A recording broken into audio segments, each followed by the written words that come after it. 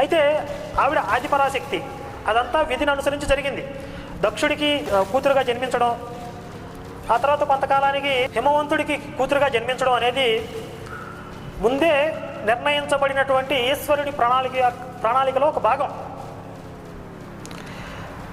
దీనికి సతీ సహగమనానికి ముడిపెట్టాడు ఈ విజయప్రసాద్ రెడ్డి. సతీ సహగమనానికి సతీదేవి ఆత్మాహుతి చేయడానికి ఏమైనా అసలు కొంచెమైనా వెంట్రుక వాసైనా సంబంధం ఉందా? అసలు ఎవరన్నా బుద్ధున్నోడు చేసే పనేనా ఇది? ఇదంతా ఒక కుట్ర.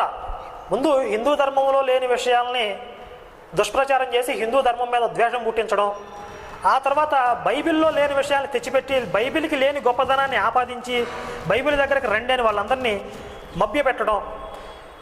నువ్వెంతమంది మత మార్పులు చేసావు, నేను ఎంతమంది మత మార్పులు చేసాను, ఈ లెక్కలేసుకుంటూ ప్రజల్ని దోచుకుంటూ ఈ క్రైస్తవ మత ప్రచారకులు చేస్తున్న విచ్చలవిడి ప్రచారాల్లో ఇదొక భాగం.